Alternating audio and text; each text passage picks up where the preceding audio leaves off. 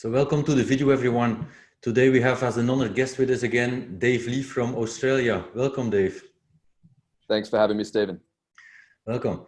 So a few weeks ago, we had in our Facebook group, TRT and Hormone Optimization, a question posted to have Dave back on for a video completely about supplements. So we got in a ton of questions and we made a good selection of those. So I'll dive right into it, Dave. So, perfect. Sounds good. First question, any recommended supplements to support thyroid short of replacing thyroid hormones? Yeah, absolutely. So, I mean, it depends on why the thyroid is low and what's going on with the thyroid in the first place. But the best thing that you can do is to supplement with tyrosine and iodine. Now, the amount of iodine that you want to use is very debatable. I mean, some people will recommend as low as, 50 to 150 micrograms, which would fall in that daily recommended intake. And other people online will recommend going up to, even 50 milligrams. So you want to start low, go slow, and do your own research on that front. I know that Thorne do a really good blend of iodine and tyrosine. And I'm pretty sure that's available on Amazon and iHerb. I would be starting with that one. And then in addition, I'd be making sure that you've got all your micronutrients met with either a good quality diet or a good quality multivitamin or even both. Okay, that's clear. Any supplements for memory improvements? As an example, the one who asked the question said Bacopa. I don't even know it. So Bacopa is a herb, and it's a herb that does seem to show memory improvements in trials, but those improvements tend not to be found or even that noticeable until about the 6 to 8 week mark of taking it every day. Now, with nootropics and with supplements, the way that I approach things is I like to looking at what the human body needs, which is amino acids, fatty acids, vitamins, and minerals.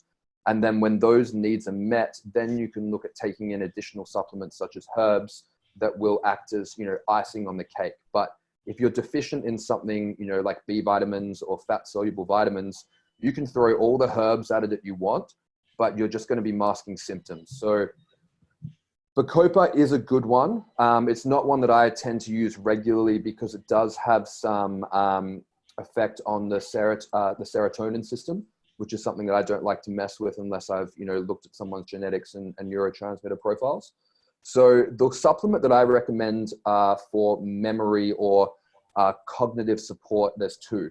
One is Acatel L-carnitine, and that's more of a stimulating, energizing supplement. And the other one is called phosphatidylserine, and that is more of a relaxing supplement, which is very beneficial for memory. So it depends why you're having memory issues in the first place. If you do want to start with like an all-in-one supplement that you could, take in the morning or before work or before an event, Jarrow do a really good blend that contains both those ingredients, as well as some acetylcholine precursors. And I believe it's called Neuro Optimizer. And it's a 4 capsule serve. So you can, take 1 or 2 capsules, before like work, or maybe if you've got a big presentation, you could take 4, and you can mess with the dosing with that one. So phosphatidylserine is one that I would recommend, either taken in the morning or before bed, depending on, it might sedate you too much, so you can take it in the evening. Sure. What supplements to increase ejaculate volume? Is there something about zinc, lecithin, certain amino acids, or are these just scams? Was the question. I mean, in terms of actually making like a real difference that you'd actually notice and be like, wow, in which case I'd be asking, why? But that's not the question. Supplements like lecithin have been shown and have been used to increase ejaculate volume. But whether it's enough that you're going to notice a difference, I doubt it. Mucuna pruens as well. That is a supplement that people do tend to report more satisfying orgasms and ejaculation. Whether that can be attributed to a higher volume of fluid, not sure. But yeah, the main one would be lecithin, and also people do report it from a good quality ZMA, like a zinc magnesium supplement as well. But again, if it's actually going to make a big difference and if it's going to change your life, I doubt it. Okay. Can you take L-citrulline long term? And why would you do that anyway? Yeah, absolutely. L-citrulline is one of my favorite supplements. So, I mean, if I only took one supplement for performance and training, assuming that I wasn't sodium depleted, because that would be my number one would be sodium, but number two would be L-citrulline. Now, the reason that you want to take L-citrulline and why particularly some people, including myself, get a strong benefit from citrulline is that the body must convert arginine into citrulline to make nitric oxide in the body. And some people genetically do not convert, including myself, arginine to citrulline very well. Therefore, citrulline is found in trace amounts in protein. Citrulline is a protein. It is high in foods like watermelon. But in terms of actually getting a therapeutic dose, your body really needs to convert arginine, which is found quite abundantly in the diet, into citrulline. So what we're doing when we take citrulline as opposed to taking arginine, which is cheaper and found in a lot of pre-workout, pump enhancing formulas or supplements, is we're bypassing that conversion phase. So we're basically loading up the body with the direct precursor to nitric oxide, which is extremely beneficial in improving vascularity and blood flow, pumps in the gym and performance. So it can definitely be taken long-term. It's been studied very well. You can get either L-citrulline or citrulline malate. L-citrulline you would take in a lower dose, so you'd take between 1 to 6 grams. Malate you generally need about 1.5 to 2 times the amount, so maybe 2 to 10 grams of citrulline malate. And I just get that in a powder. It tastes quite lemony, so you can just add it to water. And that's something that I use pre-workout or intra-workout consistently. And you could definitely take that long-term, absolutely. Mm-hmm. Okay. I have been talking on the channel before with Anthony Labres about ashwagandha. And there was one other question here. Can one take ashwagandha long-term, or does it lose effectiveness over time? Yeah, good question. I mean, it can definitely be taken long-term according to the studies that we've got so far. So there's nothing in terms of safety issues. The only thing that some people, and it is a minority of people, but some people will get some stomach upset from ashwagandha, and it's potentially because it is, I believe it's technically a nightshade. So if you react negatively to foods like white potatoes, tomatoes, peppers, then you could potentially get an autoimmune reaction to it, but you would get that from the get-go. I mean, that's the only real downside to ashwagandha that I see, and it's not particularly common. Now, in terms of taking it long-term with all herbs, I do recommend to cycle them. How you want to cycle them is up to you. You could take it, Monday through Friday. You could take every other day. You could take Wednesday and Sunday off. It doesn't really matter as long as you give your body a little bit of a break every now and then. And the reason why we want to do this is to retain the potency of the effect on the brain and on neurotransmission. Because what will happen over time is the body will revert to homeostasis. So having ashwagandha in the system will become the new norm. Therefore, it won't be having the effect that is desired from it. So ashwagandha has some subjective benefits, like it's an anxiolytic, so it calms you down. It can make people feel sleepy. It can increase libido. It can increase energy for some people. It does have a subjective effect. So those effects do require, in my experience and in my opinion, a short amount or period of cycling. But ashwagandha also does have other benefits for health. It's an anti-cancer, and it's got some other great benefits on thyroid and blood sugar. I don't believe that those effects are subject to downregulation if you don't cycle it. So if you're just looking to take it for health, absolutely you could take it long term. But if you're looking to get a subjective effect from it, I would be taking it either acutely or, taking 1 to 2 days off a week. Mm-hmm. Okay, thanks. Does L-carnitine have an effect on androgen sensitivity? And the same question goes about injectable L-carnitine as well.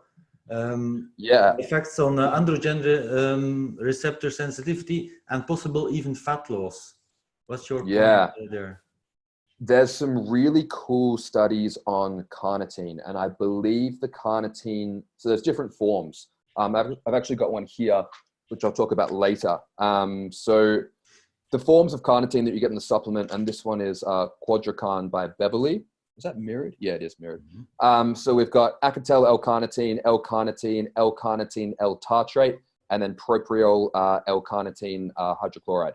So the studies that have been done on cognitive enhancement relating to, you know, the brain effects of carnitine are on Acetyl L-carnitine, which crosses the blood-brain barrier. So in terms of the fat loss benefits, it would be questionable from Acetyl L-carnitine. The form that's been studied for androgen receptors and for fat loss has been L-carnitine tartrate, which is dosed a little bit higher. And this is more, this more replicates the kind of carnitine that we get from the diet when we eat red meat. So I believe the study was done on 2 grams of carnitine tartrate. It was either once a day or 3 times a day. And the studies were quite, the study particularly on fat loss was very interesting. And it wasn't actually on fat loss, it was preventing fat gain in a caloric surplus from excessive carbohydrate. So what they did is they had 2 groups, and they were both, you know, they both had the base same amount of calories, they were trained individuals. And then one group, sorry, I believe both groups got an extra, I think it was about 150 or so grams of carbohydrate a day. Don't quote me on that, but it was a good amount. One group got the carnitine tartrate, one group didn't. And the group that didn't obviously gained weight because they calculated their maintenance and they, you know, went above maintenance. The group taking the carnitine tartrate did not gain any fat. So it was very effective in, they didn't actually get into what they believe the mechanism was, but it did seem to make the body more effective in utilizing carbohydrates for energy. So in terms of using it for fat loss, I can definitely see why the product is marketed. And I have had quite a few clients report that when they do add L-carnitine tartrate taken 1 to 3 times a day to their supplement protocol, that they found that they were able to lean out more efficiently in a caloric surplus, or they found that they stayed leaner at maintenance. Now, regarding androgen receptor density and sensitivity, there have been a couple of studies which have shown that it does upregulate androgen receptor function. Now, I don't believe those studies accounted for how much carnitine the individual was taking in the diet. So whether it was correcting a deficiency or whether it was going, you know, above a baseline level that someone would get from eating a decent amount of red meat in the diet, I'm not sure. But given that carnitine is very cheap, it's very effective, and it does seem to have a good benefit, it is a supplement that I do recommend for most people. Maybe not taken every day, but taken as a pre-workout. I personally combine it with Citruline, and I find that that gives a really good pre-workout effect without being too, you know, stimmy, like, you know, very high on caffeine, but it does help my focus and does help my performance in the gym. Okay. Someone asked, I would like to know about supplements to support the immune system and remyelination. Opinion on mushrooms-based supplements for this purpose. Sorry, what kind of elimination were they looking at? I think nerve. Oh, yeah, absolutely. So they're talking about lion's mane. So, oh, sorry, myelination. Sorry, yeah, absolutely. Remyelination, yeah. Yeah. So, yeah, the supplement for that is absolutely lion's mane mushroom. I would be looking at getting a good quality form that contains the entire mushroom, so the stem and the fruiting body, because it isn't really known which part of the mushroom confers that benefit. So you want to get the whole thing in there. Now, lion's mane is a really interesting nootropic, and it's something that I used in my recovery for enhancing what's called nerve growth factor, which is basically something that allows the brain to heal and to promote connectivity more effectively. It's something that we do produce endogenously, but lion's mane has been shown to increase those levels in the brain. So it is a very effective supplement for that, in my personal experience, and also hearing other people dealing with nerve injuries, dealing with head injuries, dealing with psychological complications relating to PTSD. It's been quite effective as well.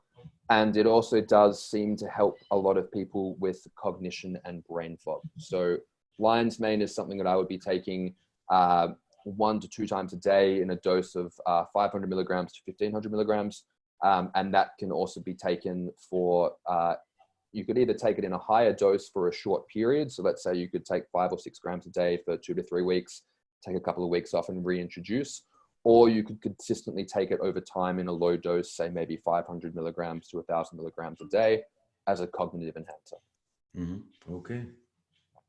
What's Dave's opinion on taking NMN and resveratrol? Yeah. I personally don't think that there has been enough research in the field to warrant going out and spending a bunch of money on NMN. It looks extremely promising, but I have 2 issues with it. One is the quality of the supplements. So, whether what you're getting is actually what you think you're getting and what you're paying for is very questionable. And it does seem to be very beneficial for the purposes that it is marketed and researched for, but I am more inclined to wait until there is more long-term research before jumping on that bandwagon. Resveratrol is a really interesting substance as an antioxidant. There's a pretty decent amount of research on it. It occurs naturally in red wine and a few other foods. Some people do report that they get increased energy, well-being, and mood from it. It does also seem to have some beneficial effects on estrogen elimination in the body. But for me personally, it's been hit and miss. For a lot of my clients, they either find that they don't feel so good when they take it or they don't feel anything. But I've also heard and read many anecdotes of people having a positive experience with it. So if you are interested in trying it, there's a supplement by Jarrow called resveratrol synergy, and they're tablets, and they contain a few other antioxidants that complement the mechanism. I believe it's got some quercetin, and it's got some green tea and a few other supplements in there. And that product, if you're going to go for a resveratrol supplement, is the one that I would recommend. Okay. What about the different types of magnesium and the dosages? Why would you choose one specific type, for example? Yeah, so there's a lot of different types of magnesium on the market. So the one that you want to avoid, which is unfortunately the most prevalent, particularly in like ZMA supplements like zinc magnesium, is called magnesium oxide. It's got very low bioavailability, so it doesn't really do much in the body. And the reason why it gets used quite prevalently is because it's just cheap. So if a product contains magnesium oxide and you're looking at it at 50 to 100% of your recommended daily intake, I would discount that to 20, 30% at best. And I would, if it's included in like a multivitamin in a low dose, I wouldn't really be avoiding it like the plague, but I wouldn't really be taking in, going out of your way to take in a high quantity of it, just because it's pretty much a waste of money and it's not going to have the desired effect. Now, when it comes to the good versions of magnesium, the ones that I recommend, there's 3, magnesium glycinate or glycinate, however you want to pronounce that, magnesium malate, and magnesium citrate. They are the 3 that I recommend. There's also another one called magnesium threonate. And that one is, I don't want to say it's hit and miss because it can have varying effects. So some people find it to be quite energizing. Some people find it to be sedating. And most people take magnesium before they go to bed. So, and it's also quite expensive. So that would be a form of magnesium that I would recommend if you're looking for something with a nootropic effect. But as opposed to the other 3 forms, which are more effective for bringing up serum magnesium levels. So magnesium citrate is more common than glycinate and malate because, again, it's a little bit cheaper. It is more bioavailable and more effective than magnesium oxide, slightly less than malate and glycinate. And the issue is that when you're taking larger doses, so usually, if you're going beyond 200 milligrams, like 3, 4, 5, 6, 7, 800 milligrams, it can have a laxative effect. I affectionately refer to this as magnesium citrate, and it can effectively clear the bowels. So a lot of people will actually use it for the laxative effect. And, in small doses, it's fine. A lot of people can tolerate, 300 or 400 milligrams without an issue. but it definitely can cause loose or softer stools. So the highest quality form, I believe, is magnesium glycinate.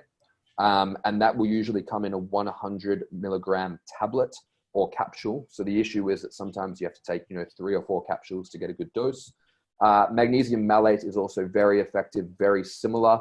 The difference with magnesium malate is that the subjective effects of the magnesium for some people can last a little bit longer. So if you're looking for a magnesium supplement to maybe take in the morning to mitigate some low-level anxiety or nervousness or stress, I would be reaching for magnesium malate. But the difference between malate and glycinate being magnesium that's bound to glycine, negligible. There's a really good video by Thomas DeLauer, and I believe he also has a podcast with Ben Greenfield, where he goes into the science of it for like an hour. So if you really want to get into your magnesium, I would recommend looking at him. Mm-hmm. Okay. Then a very broad question from Angie Bossa. What about collagen powders, nootropic supplements, and DHEA for women under 40? So okay, for that specific subgroup. Sure. So DHEA, firstly, again, I wouldn't supplement, just like I mentioned in my other video, I wouldn't supplement DHEA blindly without doing a blood test to confirm that you're not at the high end of the physiological range. And women tend to be a lot more sensitive to DHEA than men, and they also require a lower serum level to maintain the benefits of DHEA. So for females, I would not recommend starting with more than 5 milligrams of DHEA. 5 milligrams to 2.5 milligrams is a good starting point, and you can work up. For me, guys tend to settle anywhere between 5 and 50 milligrams of DHEA. For women, I personally haven't seen any go beyond 10 milligrams a day. So yeah, go lower, start lower, and you can work up. The issue is that if you do start too high, it can have some downstream effects on the other sex hormones, and the female hormonal system is a lot more fragile than the men's, and it can also cause some anxiety and some nervousness. So I do recommend DHEA if there is a deficiency. However, I do recommend working with a doctor, starting low, working up. Nutricology do make a 10 milligram micronized DHEA tablet, and that could be cut into quarters. So that would be the way to get the over-the-counter DHEA starting at 2.5 milligrams. Now, collagen powders. I've got 2 here. So this is the one that I consume the most. This is by Sports Research. It's type 1 and 3 collagen peptides. It's a dark chocolate flavor, and the only ingredients are collagen protein, and then this one is sweetened with stevia, monk fruit, and it's got natural cocoa in it. Tastes really good, blends up in a smoothie or in a shaker. I don't have any affiliation, but this is the same price as the Great Lakes collagen, which is very affordable. So if you want a natural one, go the Great Lakes. If you want a flavored one, go this one. This is the most cost effective. So if you're having 20, 30, 40 grams of collagen a day, I'd be going something like this. The other form of collagen that I also recommend, and this form is definitely more popular with female clients who are looking for the benefits in skin, hair, and nails, is a collagen product containing types 1, 2, 3, 4, 5, and 10. So this one is by Nature's Plus. There's also a brand called Ancient Nutrition who do one, and there's a few others that do them. But usually when you buy a collagen supplement, it's only types 1 and 3. And if we look on the back of the label, this is hydrolyzed bovine collagen peptides. Whereas when we look at a multi-collagen like this is from, what do we have? We've got marine collagen, so fish collagen, chicken collagen, eggshell membrane, and then you've also got your grass-fed beef collagen as well. So the different types of collagen that are included confer the benefits for hair, nails, and skin. So this is something that I would recommend. If you've got a higher budget, I would be going for something like this. If you've got a lower budget, I would be going for maybe a combination of the two. And if you're really scraping for change, I would just go for something like this. But I do recommend it for everyone. Women do tend to notice the effect on hair and nails. And I would recommend collagen in, depending on how much muscle meat you're eating, but, at least 10 grams a day, going up to maybe 20, 30, or 40 grams a day, depending on your diet. Okay. The other one was nootropics. And again, nootropics are it's very individualized, what will work for who, based on your individual biochemistry. So for example, some people get a stimulating effect from ashwagandha. Some people get a sedative effect from ashwagandha. So it's very different depending on who you are and how your brain is operating and what is causing any kind of brain fog or neuroinflammation. So in terms of the best nootropic is to clean up your diet and don't eat anything that you're intolerant to. So off the bat, if you're getting stuff like psoriasis, diarrhea, constipation, hemorrhoids, rashes, or like a stuffy nose after you eat, there's something in your diet that's fucking with your gut, and that's going to get into your brain and make you feel off. So that would be the best nootropic to bring you up to baseline, is eat foods that agree with your body. Beyond that, I would be looking at hormones. So for women under 40, I'd be looking at progesterone, DHEA, thyroid, and testosterone, particularly progesterone and thyroid. If those two are out of whack and you correct them, that will feel like the best nootropic in the world. Exactly. After that, that's when I'd be looking at, there are two supplements I recommend as nootropic. One I mentioned before, which is Jarrow's Neuro Optimizer. And the other one is here. It's called Cortigon. It's by a brand called Umzu. And this is phosphatidylserine, which I mentioned before, in quite a high dose at 300 milligrams, combined with ginkgo biloba at 120 milligrams. And it's also got some B vitamins in it as well. This one is very effective in terms of something that's more calming and putting you in the zone. The Neuro Optimizer is something that would be more like more like an energy drink kind of vibe, a bit more stimulating. So it depends what end of the spectrum you're looking at. But I would look at, correcting your baseline first before reaching for, cognitive enhancement. Mm-hmm. Okay, sure. Then about sleep supplements, especially for guys on testosterone replacement therapy. So sure. He asked how to properly use or not use melatonin, 5-HTP, GABA, tryptophan, etc. for guys on TRT that have insomnia as a result of starting the testosterone. Okay. Yeah, good question. So there's a split, and it's guys will either find that testosterone helps them sleep or doesn't help them sleep. I find that most men tend to get improved sleep on testosterone, and I think a lot of people would echo that. And I see most guys who I see who have insomnia had it before they started TRT. But if it is TRT induced, generally it's from a slow COMT enzyme, which means that you're building up stimulatory neurotransmitters and you're not breaking them down effectively. So what I would be using in that instance is supplements that help to enhance GABA.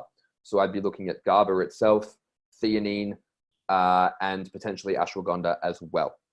And I actually rewatched Anthony's video on sleep and ashwagandha, and I'm basically going to be mirroring pretty much exactly what he said because he was bang on. But I will start with melatonin. So where's my melatonin? I might not have brought it in.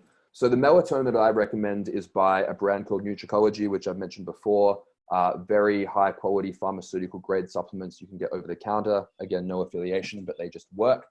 And that comes in two forms that I recommend. One is it's either called slow wave or slow motion melatonin. It'll be obvious if you Google it. And that's a 1.2 milligram melatonin micronized tablet. So it means that goes into the lymphatic system. It avoids the liver. And it basically creates a similar effect to doing a subcutaneous testosterone injection. It means it gets absorbed slowly and evenly in the system. For me personally, I see two dosage ranges of melatonin. One is to enhance sleep and to create a more physiological effect. And for me, that is 0.3 milligrams to about 2 milligrams. And then you've got the anti-aging, anti-cancer benefits of melatonin, which is from there up to 50, 100, 150 milligrams of melatonin.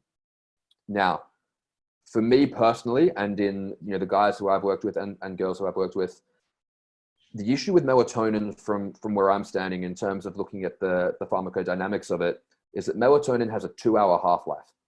Now, if we naturally produce 0.3 of a milligram of melatonin over the course of 8 hours, what we generally want is we want melatonin to be working its way out of our system in the morning as our cortisol comes up. That will basically allow cortisol to do its job in waking you up, making you feel like you need to get out of bed and getting your day started. If you take a high dose of melatonin before you go to bed, whether it's an instant release or a slow release, that means that the concentration is going to get halved every 2 hours. So if you take 50 milligrams, then 2 hours later, 25, 12.5, so on, so on, so on. But we need to remember that if we're producing 0.3 of a milligram over 8 hours, we only need a very low amount in the system for it to do its job.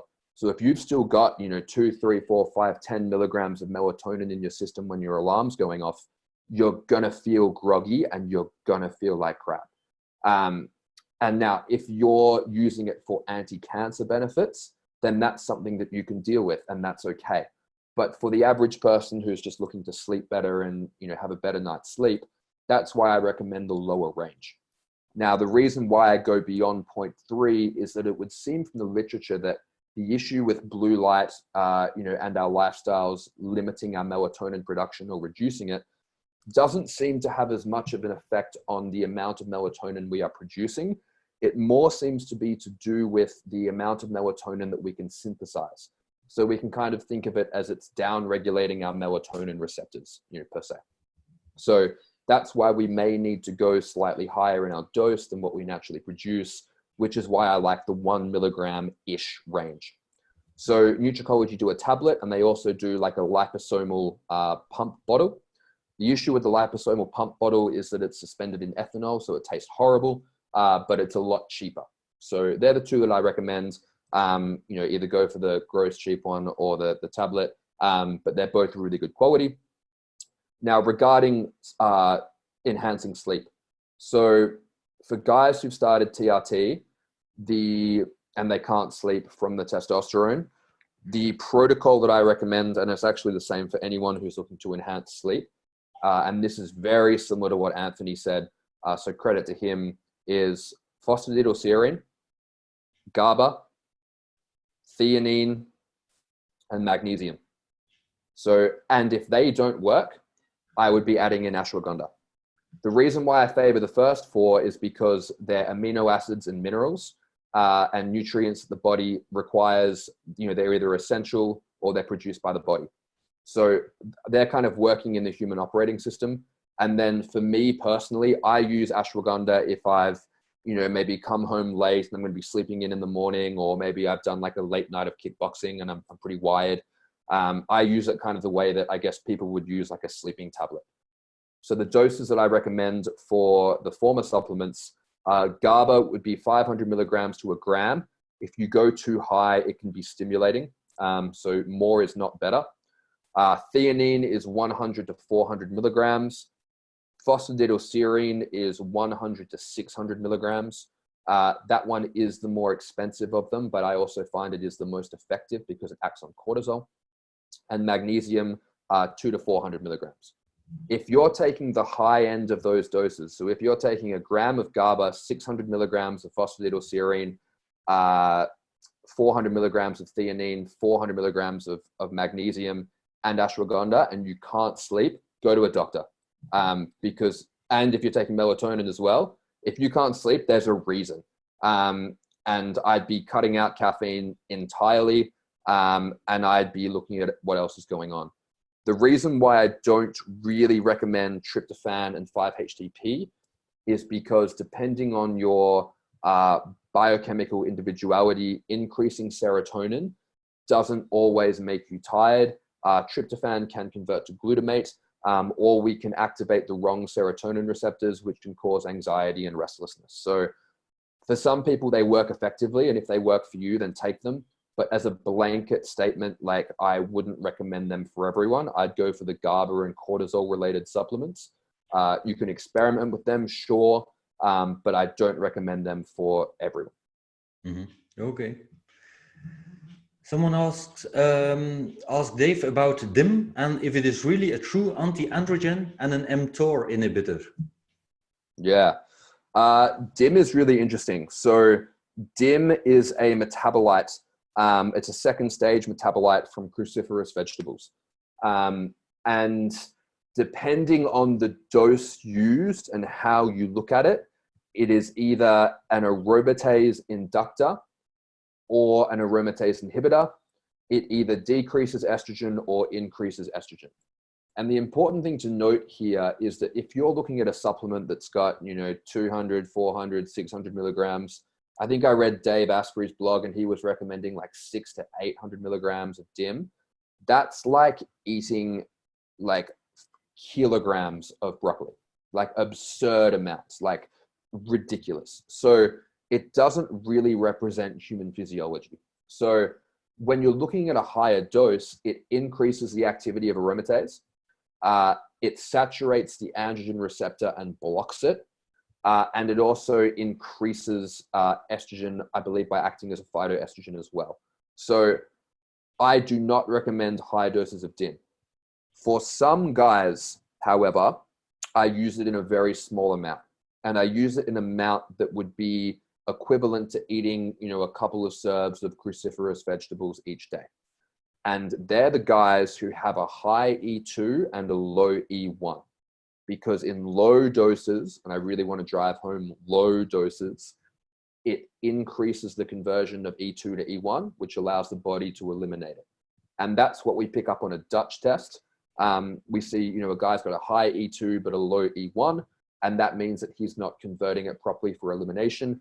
So if we were just going off serum, and if I was not understanding the physiology of aromatase inhibitors, I'd be saying, hey, jump on an AI, your estrogen's too high. But really what's happening is that he's not making too much estrogen. He's just not eliminating it properly. So some guys, we do need to support the elimination.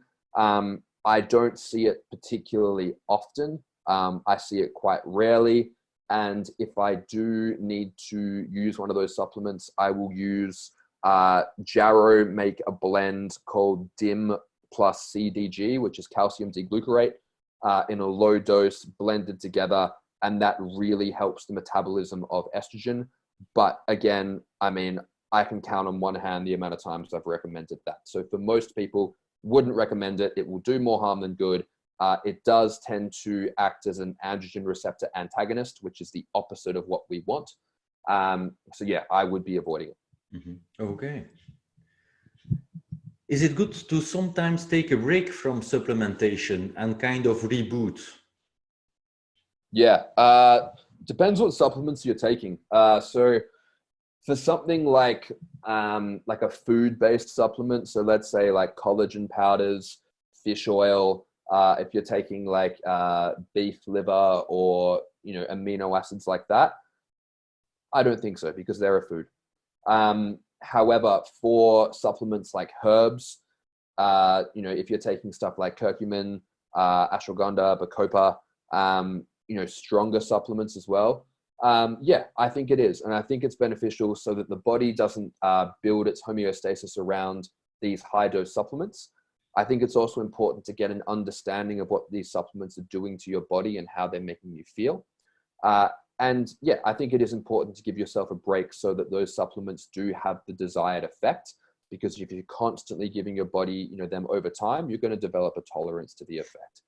And I think it's very important, if you're about to take something like ashwagandha or bacopa or curcumin or, whatever other herbal supplement, go on examine.com and have a look at all the research on the supplement. Have a look at what it's doing to each individual neurotransmitter, each elimination system in the body. What enzymes is it increasing? What enzymes is it decreasing?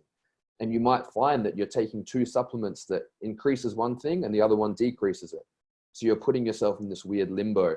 And although these supplements are natural, it doesn't mean that they're weak. you know, a lot of these supplements that in the Western world we buy, you know, over the counter or on Amazon or whatever, these are supplements that were considered sacred in, in China. You have to study for years to be able to prescribe, you know, Chinese medicine. Same with Ayurvedic medicine. Like, these were medicines, plant medicines that were very well respected and revered, and they were used as tonics. They weren't, you know, chucked in an energy drink every day or chucked in a powder every day. They were used for a specific short-term purpose. And when we stray away from that, we can create side effects, we can create undesirable effects in the body, and we can create issues. So for me, focus on the supplements that are food-based, focus on diet, focus on filling the gaps in your diet, you know, increasing B vitamins if you have issues with B vitamins, increasing fat-soluble vitamins if you're not getting enough of them in your diet. Build your supplement protocol around good quality food-based supplements. And then if you do want to take stuff for, you know, improving gym performance or sleep or whatever, do it in a cyclical as needed nature. And that goes against what the supplement industry will tell you, but that's the best way to get the most bang for your buck. Mm-hmm. Great advice. Okay. One last question, Dave. What's your general view on synthetic supplements versus functional food? Yeah, brilliant. This was Russ. Yeah, I'm in agreement with Russ on this, which is that, you know, food is the best source of nutrients. However, the quality of the food is more important than what types of food you're actually eating, because, you know, if you take like a grass-fed organic steak and a steak from a cow that's just fed corn and soy, the nutrient content is going to be vastly different, because the cow hasn't been able to have its natural diet to convert all the vitamin precursors into the active form that we can assimilate and metabolize. So for me, when it comes to designing a supplement protocol for people, I'll be looking at their diet and I'll be looking at what's missing. And, you know, if I've got a client who, let's say, can't eat eggs, I may need to give them a choline supplement. Or if I've got a client who is vegetarian or vegan, I'll be needing to give them a fat-soluble, bioavailable vitamin complex. And, you know, looking at their genetics and so on and so forth. So if you can, I would be focusing on nutrient dense, and, you know, if it aligns with your ethics or whatever, I'm a big proponent of animal-based nutrition, because it's so much more bioavailable for the body. However, if that's not your cup of tea, that's okay. I would be looking at synthetic vitamins in that case. And I wouldn't be looking at them as a priority. I'd be looking at them as a means to an end. And when we're talking about synthetic vitamins, it's really important to be getting the methylated forms, the forms bound to glycine, the chelated forms of minerals, because they're actually getting utilized in the body. A lot of cheap multivitamins that you see over the counter, you know, they'll contain stuff like folic acid, they'll contain non-methylated B vitamins, they'll contain, you know, the precursor of vitamin A. A lot of the people who I work with, you know, when I look at their genetics, they can't convert those forms of the precursors into the active forms in the body. So they're just getting passed out in elimination. They're not getting any benefit from them. So if you are going to use a synthetic multivitamin, which some people do, you know, have benefit for, I would recommend, you know, there's only two on the market I would recommend. One is by a brand called Thorne, and that product is called 2 a Day, and you take it twice a day. And that is the most complete bioavailable multivitamin on the market. The other one is by Life Extension, and it's called 2 per day capsules. That is significantly cheaper, and it's virtually the same, but it does not contain vitamin K. So if you are taking the Life Extension form, I would recommend also buying a vitamin K supplement. And for most people, depending on where you live in the world, it's just cheaper to get the Thorne one because it contains everything. That will cover your basis. But for me, I mean, and I'm just going to run through my supplement protocol, you know, after we finish this question, you'll find that the majority of the supplements I take are food. Okay. So, yeah, we went right through that list, Dave. What more tips and recommendations can you give us, or an overview of your supplements, as you just said? Yeah, absolutely. So I'll just kind of run through my favorites for people, because I have a feeling people will ask for brands. So this is the Citruline product that I use. It's unflavored. It's 2 grams per scoop and 150 scoops per container. Very cheap. and it has like a lemony kind of citrus taste. So it tastes good when you chuck it in a shaker. I use this pre and intra workout between 4 and 10 grams, depending on what I'm training. This is a great product. Allmax also make a really good ZMA product.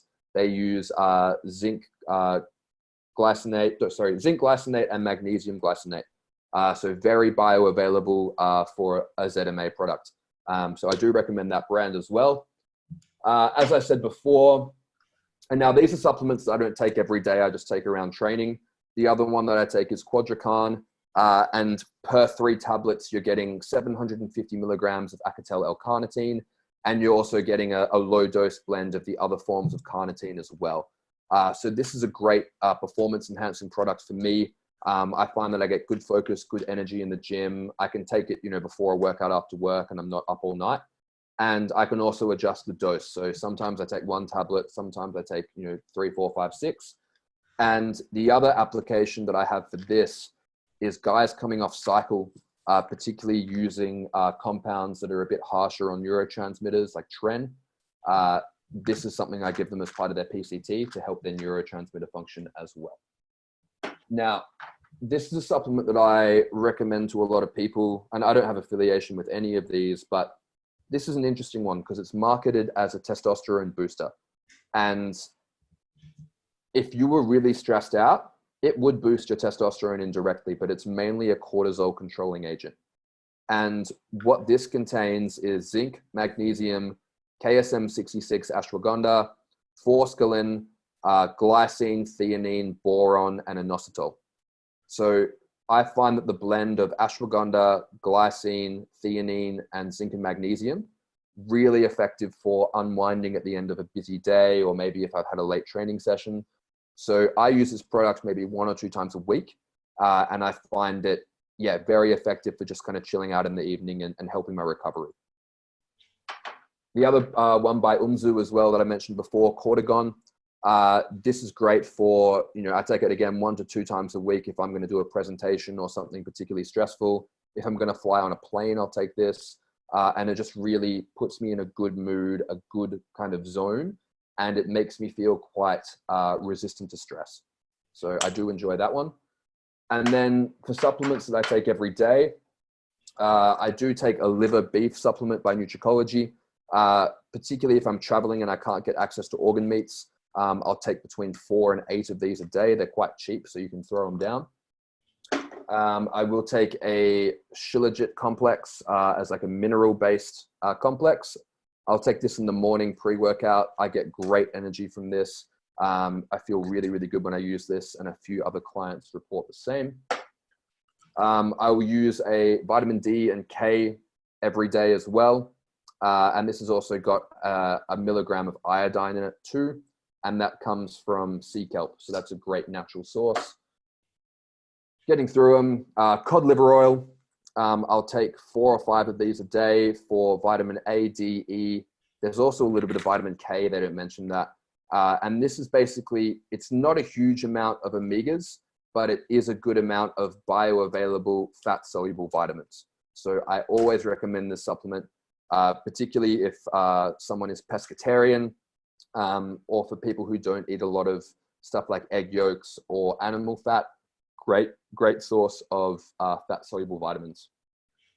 Lastly, for a pre-workout as well, I'll take an electrolyte complex. And this basically, it's a 6-tablet serving, and I'll usually only take a couple. And this has just got really high bioavailable electrolytes. So it's got magnesium, potassium, a trace mineral complex, and it's got a little bit of kelp and taurine in it as well, and also a little bit of boron. So that's a great one. And then just the collagen supplements that I showed before. And yeah, that's about it. So it's mainly focusing on the foods and the fat-soluble vitamins, and then, a few supplements as needed around performance or stress management or enhancing recovery. And that's pretty much it. Okay. So thanks for that clear explanation and Q&A, Dave. No worries. If people would want to consult you or contact you online, how could they do that? Yeah, absolutely. So my email is daveleecoaching@gmail.com. Otherwise, you can submit an inquiry via my website, which is advancedfundamentalhealth.com. Or you can just, tag me in a comment in Stephen's Facebook group or send me a message. And yeah, if it's a question that you feel that other people could benefit from, chuck it in the group and tag me, and I can get back to you there. Okay. Again, thank you so much for all your help, Dave. No worries. Thanks, Stephen. Welcome to this channel. I am Dr. Steven de Vos, the lifting dermatologist, and this is my partner Danny Bossa. If you want to learn more about the most cutting-edge science-based information in the world of hormone optimization, please like and subscribe. I also invite you to join my other YouTube channel, The Lifting Dermatologist. The link you can find in the description of this video.